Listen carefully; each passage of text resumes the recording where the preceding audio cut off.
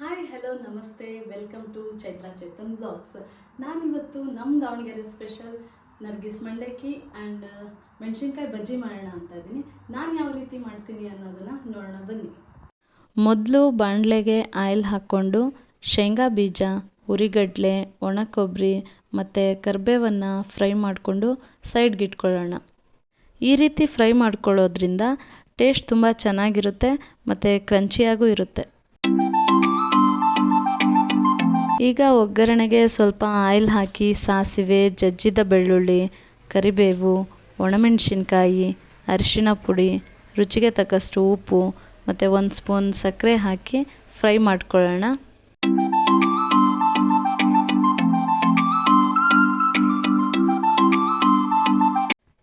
ಇವಾಗ ಒಗ್ಗರಣೆ ರೆಡಿ ಆಯಿತು. ಅದಕ್ಕೆ ಮಂಡಕ್ಕಿ ಮತ್ತು ಆಗಲೇ ಫ್ರೈ ಮಾಡ್ಕೊಂಡಿರೋದೆಲ್ಲ ಹಾಕಿ ಮಿಕ್ಸ್ ಮಾಡ್ಕೊಳ್ಳೋಣ. ನರ್ಗಿಸ್ ಮಂಡಕ್ಕಿ ರೆಡಿ ಆಯಿತು. ನರ್ಗಿಸ್ ಮಂಡಕ್ಕಿ ಜೊತೆ ಮೆಣಸಿನ್ಕಾಯಿ ಬೋಂಡ ಇಲ್ಲ ಅಂದರೆ ಹೇಗೆ ಸ್ನ್ಯಾಕ್ಸ್ ಕಂಪ್ಲೀಟ್ ಆಗುತ್ತೆ ಅಲ್ವಾ? ಸೊ ಬನ್ನಿ ಮತ್ತೆ ಬೋಂಡನ ಮಾಡೋಣ. 2 ಬಟ್ಲು ಕಡಲೆ ಹಿಟ್ಟು ತಗೊಳ್ಳೋಣ. ಅದಕ್ಕೆ ಓಂಕಾಳು, ಜೀರಿಗೆ, ಸ್ವಲ್ಪ ಸೋಡಾ ಪುಡಿ, ರುಚಿಗೆ ತಕ್ಕಷ್ಟು ಉಪ್ಪು, 1 ಸ್ಪೂನ್ ಖಾರದ ಪುಡಿ, ಸ್ವಲ್ಪ ಅಕ್ಕಿ ಹಿಟ್ಟು, ನೀರು ಹಾಕಿ ಎಲ್ಲವನ್ನ ಚೆನ್ನಾಗಿ ಮಿಕ್ಸ್ ಮಾಡ್ಕೊಳ್ಳೋಣ. ಮೆಣಸಿನ್ಕಾಯಿ ಕಟ್ ಮಾಡಿ ರೆಡಿ ಮಾಡ್ಕೊತಿದ್ದೀನಿ.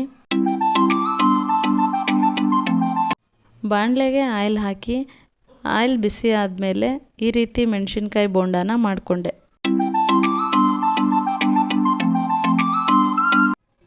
ಇವಾಗ ಸೌತೆಕಾಯಿ, ಕ್ಯಾರೆಟ್, ಈರುಳ್ಳಿ, ಟೊಮೊಟೊ, ಕೊತ್ತಂಬರಿನ ಸಣ್ಣದಾಗಿ ಕಟ್ ಮಾಡಿಕೊಂಡು ಅದಕ್ಕೆ ಖಾರ ಬೂಂದಿ ಹಾಕಿ ಮಿಕ್ಸ್ ಮಾಡಿಕೊಂಡು ರೆಡಿ ಮಾಡ್ಕೊಂಡಿದ್ದೀನಿ.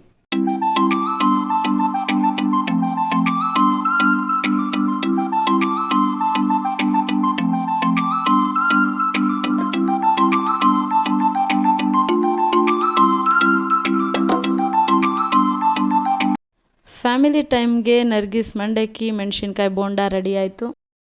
ನಾನು ನಮ್ಮ ಫ್ಯಾಮಿಲಿ ಜೊತೆ ಸ್ನ್ಯಾಕ್ಸ್ ತಿಂದು ಹರಟೆ ಹೊಡಿತಾ ಕಾಲ ಕಳೆದೆ. ನೀವು ಇದನ್ನು ಟ್ರೈ ಮಾಡಿ ನಿಮ್ಮ ಫ್ಯಾಮಿಲಿ ಜೊತೆ ಟೈಮ್ ಸ್ಪೆಂಡ್ ಮಾಡಿ.